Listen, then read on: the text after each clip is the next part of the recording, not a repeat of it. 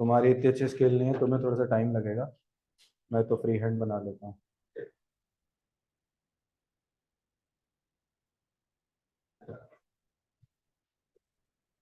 क्या यार, अब 2 डायमेंशनल स्क्रीन पे मैं 3 डायमेंशनल फिगर कैसे बनाऊं?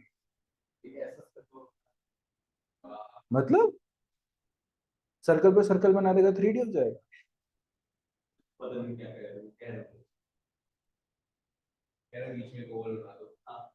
ऐसे ये तेरे को स्फीयर लग रहा है? तो ये मतलब गलत सोच रहा था ना वैसे तो। ये स्फीयर लगेगा अगर कहीं लाइट ऐसे दिखाई जाए और यहाँ पे शैडो बनाई जाए, तो स्फीयर लगेगा। वो स्टिल लाइफ बनाना पड़ेगा। स्केचिंग, हाँ ये देख, स्केचिंग कर लेता हूँ मैं। अरे मैं बस यार घमंड नहीं करता किसी बात का ना, बट मैं स्केचिंग कर, ये देख, ये देख, परफेक्शन देख रहे तू, फ्लो देख रहे ऐसे, स्ट्रोक्स जो आ रहे हैं। मैं बस, मैं मतलब अपनी तारीफ करता नहीं, बट हाँ स्केचिंग कर, वो ठीक ठाक आता है। चलो, अब ये ना हमने लिया है एक सॉलिड स्फीयर। सॉलिड स्फीयर दिखाने के लिए ना ऐसे लाइनें बना दीजिए, या अपने दिमाग में वैसे ही बिठा लीजिए। सॉलिड स्फीयर और हॉलो स्फीयर में फर्क क्या है? सॉलिड स्फीयर जो है ना, उसमें अंदर बिल्कुल सेंटर मोस्ट पॉइंट से बाहर तक बल्क में मटेरियल रहता है, पूरा फिल्ड है। ठीक है, जैसे ये जो है, इसके बाहर से अंदर तक वुड भरा हुआ है, तो ये सॉलिड है। लेकिन अगर सिर्फ बाहर बाहर का वुड होता और अंदर खाली होता तो ये हॉलो होता, जैसे ये। ठीक है, ये तुमको क्यूबॉइडल दिख रहा है, बट ये अंदर से बिल्कुल खाली है, तो ये क्या हो गया? ये हॉलो हो गया, बस इतना फर्क। तो अब तुमने सॉलिड स्फीयर ले लिया, ठीक है जी। स्फीयर का रेडियस वही, capital R.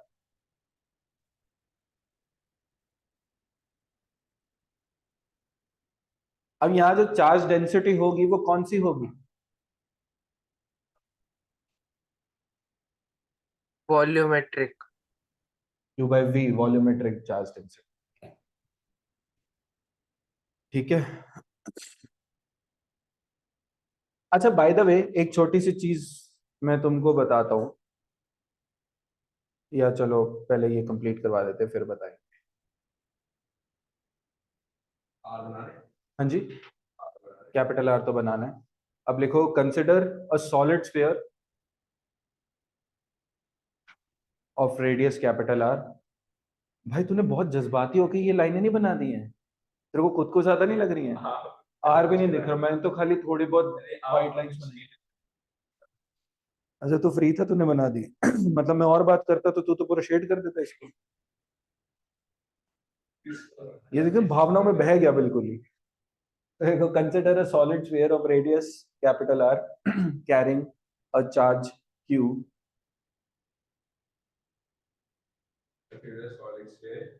of radius capital R carrying a charge Q throughout its bulk. Throughout its bulk.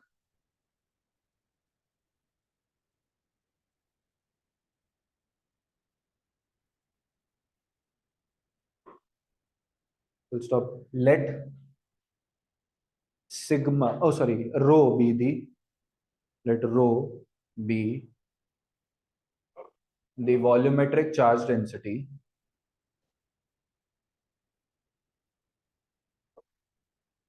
rho, let rho be the volumetric charge density of the sphere.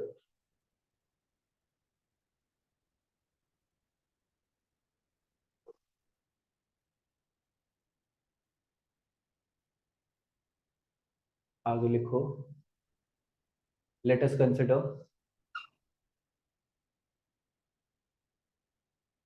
a spherical Gaussian surface,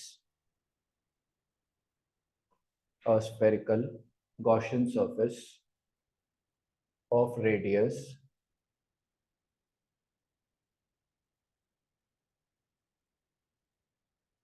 small r।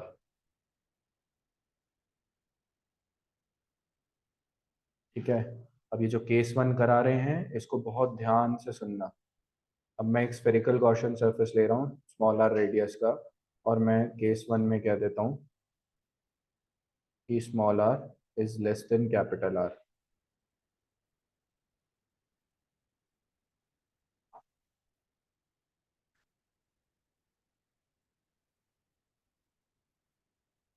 तो जो लोग मेरी free hand drawing का मजाक उड़ा रहे थे वो देख लो, जो मैंने येलो वाला स्फीयर बनाया है वो भी अच्छा नहीं बना है।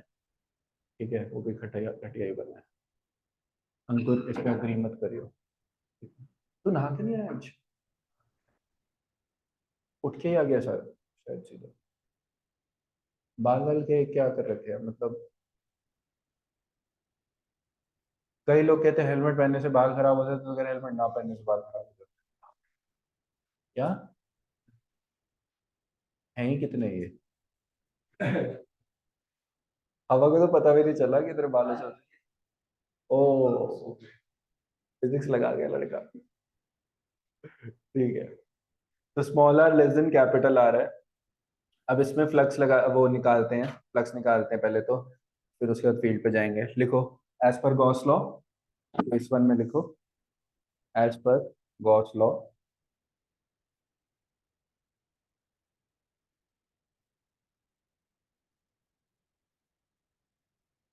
क्या बनेगा? Five is equal to Q enclosed by epsilon naught. ठीक है, पाई हो गया तुम्हारा E into A into cos theta equal to.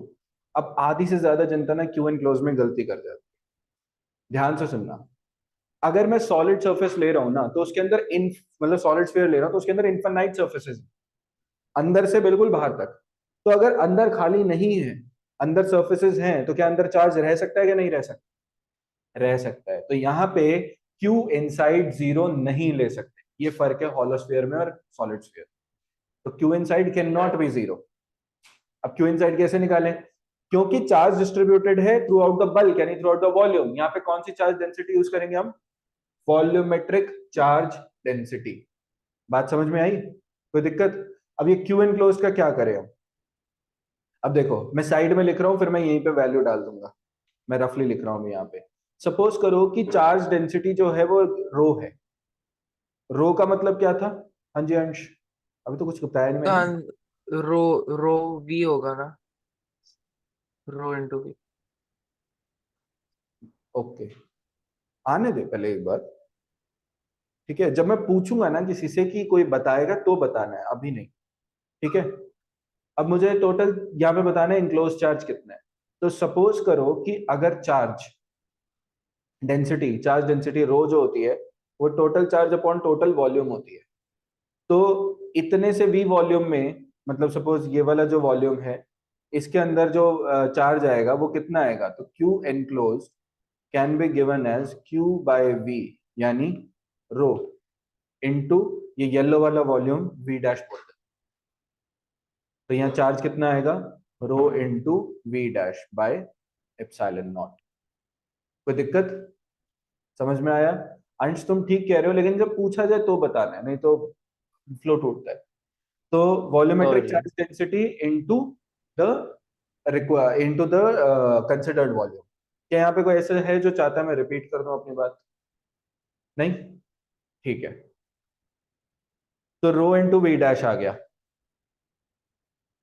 और दूसरे तरीके से इसको समझाऊं तो अगर मेरे को चार्ज निकालना हो तो मुझे क्या करना है? बस डेंसिटी इंटू वॉल्यूम ही करना है ना। तो अगर मेरे को चार्ज कम निकालना है, क्यू डैश निकालना है, तो मैं क्या करूंगा? रो इंटू वी डैश कर। ठीक है, क्यू किसी और रीजन का निकालना होता, मान लो मैं इसको क्यू नॉट बोल दूंगा, तो रो इंटू उस रीजन की वॉल्यूम वी नॉट मल्टीप्लाई कर देता। ठीक है, तो बस वही चीज मैंने करी है। तो ये करते हैं हम इरेज। तो रो वी डैश हो गया। तो यहाँ से क्या मिलता है हमें? इलेक्ट्रिक फील्ड इनटू एरिया कितना लेंगे? अब हमने यहाँ पे रेडियस लिया है स्मॉल आर। ठीक है, तो ई इंटू एरिया हो जाएगा तुम्हारा 4 पाई स्मॉल आर स्क्वायर। ठीक है, अगर किसी के दिमाग में ये आता है कि एरिया क्यों ले रहे हैं, वॉल्यूम क्यों नहीं ले रहे, तो डू फ्लक्स है, फ्लक्स में हमेशा एरिया वेक्टर आता है, और वॉल्यूम का इफेक्ट तुम यहाँ पे आरएचएस पे ले चुके हो। ठीक है, क्लियर हो गया? तो इंटू कॉस थीटा, थीटा तो वही जीरो ही रहेगा, तो कॉस जीरो ये बन जाएगा 1। और रो, अब रो की वैल्यू डाल देते हैं। रो कितना डाल सकते हैं हम, क्यू बाई वी। अब बताओ डेंसिटी मेरे मेरे लिए कौन सी वाली निकालनी है, किस तरीके से निकालनी है आसान है, छोटे वाले में से या पूरे में से? छोटे वाले में से। बेटा छोटे वाले का तो चार्ज ही नहीं पता मुझे। रो वी डैश है, वो वी डैश कितना है, 4 pi small R square which in 4/3 pi small R cube. Small R खुद ही एक वेरिएबल है, तो वेरिएबल के साथ एक और वेरिएबल जोड़ दूं। डेंसिटी मैं ऐसी चीज से निकालूंगा, ऐसे रीजन से निकालूंगा जिसमें कुछ कांस्टेंट की वैल्यू मुझे पता है, कुछ चीजें ऐसी जो फिक्स्ड है। अगर मैं पूरा स्फीयर ले लूं, तो पूरे स्फीयर का रेडियस पता है मेरे को कितना, कैपिटल आर। स्मॉल आर तो छोटा बड़ा कुछ भी हो सकता है, बट कैपिटल आर फिक्स है। और कैपिटल आर रेडियस के पूरे स्फीयर पे जो टोटल चार्ज है वो भी तो फिक्स है, क्यू। क्यू डैश कुछ भी हो सकता है, लेकिन क्यू तो फिक्स है, तो डेंसिटी क्यों ना मैं इन फिक्स चीजों से निकाल लूं। तो जरा मैं एप्सिलॉन नॉट को एज इट इज लिखता हूँ, और वी डैश को एज इट इज लिखता हूँ जरा। और रो को कितना लिख देता हूँ मैं, total charge over total volume कितना, 4/3 पाई कैपिटल आर क्यूब। तो मैं 3 ऊपर लिख देता हूँ और पाई कैपिटल आर क्यूब ये लिख देता हूँ। पहले तो बताओ यहाँ तक समझ में आया? मैं दोनों स्टेप, दोनों चीजें एक ही बारी में कर देता, बट मैं एक एक करके कर रहा हूँ ताकि आपको समझ में आ जाए। तो यहाँ से आपको क्या मिलता है, ई, मतलब मेरे को अभी इसकी भी वैल्यू डालनी है, तो E into 4 pi small R square into cos zero तो हो गया 1, इक्वल टू, अब वी डैश पुट करते हैं। पहले तो 3 Q by 4 pi capital R cube epsilon naught, ये मैंने लिख दिया, बचा क्या वी डैश। अब वी डैश कितना होगा, 4/3, वी डैश मतलब volume of the considered Gaussian surface, तो 4/3 pi small R cube, volume of sphere का फॉर्मूला। तो 4 पाई से ये 4 पाई कटता है, 3 से ये 3 कटता है। तो आपको इलेक्ट्रिक फील्ड कितनी मिलती है, देखो जो कट गया उसके बाद क्या बचा आपके पास, Q small R cube over epsilon naught और कैपिटल आर। समझ आया? ठीक है। और साथ साथ अब ये जो 4 पाई स्मॉल आर स्क्वायर उधर जाएगा वो डिनोमिनेटर में चले जाएगा, तो कितना बचेगा,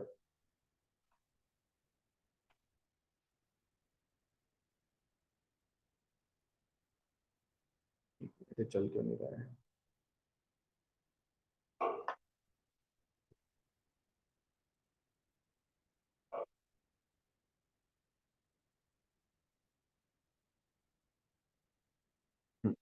तो ये आएगा कितना, 1/4 पाई स्मॉल आर स्क्वायर। अब देखो ये स्मॉल आर स्क्वायर से ये क्यूब कट गया, तो आपको इलेक्ट्रिक फील्ड कितनी मिलती है, E इज इक्वल टू, ये तो क्या Q R by 4 pi epsilon naught और कैपिटल आर क्यूब। समझ में आया? अब जरा ध्यान से देखिए, क्यू, 4 पाई और एप्सिलॉन नॉट और कैपिटल आर क्यूब, ये सारे कॉन्स्टेंट्स हैं। तो आपको यहाँ से क्या मिलता है, पहले तो इसको हम बॉक्स में डाल लेते हैं। तो आपको यहाँ से एक चीज मिली कि E is directly proportional to small R. तो मतलब इसका जो ग्राफ मिलेगा आपको स्ट्रेट लाइन मिलेगा। कैपिटल आर तो रेडियस ऑफ स्फीयर है, वो चेंज नहीं हो सकता। स्मॉल आर हमारा कंसिडर्ड गॉसियन सरफेस का रेडियस, ये डिस्टेंस फ्रॉम द सेंटर है, वो चेंज हो सकता है। तो जो चेंज हो सकता है वो वेरिएबल। समझ में आ रहा है? उसके बाद जब आप जाओगे, अब लिखने से पहले ना आगे जरा समझ लो, उसके बाद जब आप केस 2 पे जाओगे ना, small R equal to capital R, तो वो बिल्कुल यही वाला केस हो जाएगा जो हॉलो स्फीयर में था। उसमें क्यू एनक्लोज जो है वो टोटल चार्ज क्यू के बराबर होगा, क्योंकि आपने पूरे स्फीयर को एनक्लोज कर लिया। और जब आप, तो मतलब आपका आंसर यही आएगा, केस 2 में बिल्कुल यही डेरिवेशन होगी। और ई ऑन द स्फीयर भी कांस्टेंट। फिर जब आप जाओगे केस 3 पे, केस 3 में small R greater than capital R होगा। अब जब आप स्फीयर से बाहर की बाउंड्री ले चुके हो, एनक्लोज चार्ज तो अभी भी स्फीयर वाला ही रहेगा। तो मतलब बिल्कुल वैसे ही जैसे हॉलो स्फीयर के केस में था, तो ये भी कॉमन। ठीक है, तो इसके लिए जगह छोड़ दो, बिल्कुल यही डेरिवेशन वापस कर लेना केस 2 और केस 3 में। पहले तो बताओ यहां तक किसी को कोई डाउट है? No sir. सर, हाँ जी। थर्ड स्टेप के बाद बता दो कैसे हुआ। कौन सा थर्ड स्टेप? केस 1 में सॉलिड स्फीयर का। यहाँ पे इस वाली जगह पे ऊपर वाला। Third step, okay. Electric field तो E एज इट इज लिख दी, area of the Gaussian surface ये हो गया, थीटा 0 ही होता है वो तो हमने देख लिया। उसके बाद मैंने क्या किया, वी डैश को यहाँ पहले एज इट इज लिख दिया, हालांकि मुझे उसकी वैल्यू डालनी थी बट मैंने एक एक करके डाल दिया। पहले मैंने रो की वैल्यू डाल दी, एप्सिलॉन नॉट को एज इट इज मैंने यहाँ लिख दिया, रो की वैल्यू मैंने ये डाल दी। डेंसिटी में छोटे से एरिया से छोटे से रीजन की बजाय पूरे स्फीयर से निकाल लो तो भी डेंसिटी तो वही रहेगी ना। तो पूरे स्फीयर का चार्ज कितना था, क्यू, और पूरे स्फीयर का वॉल्यूम कितना था, 4/3 पाई कैपिटल आर क्यूब, जो कि ये था।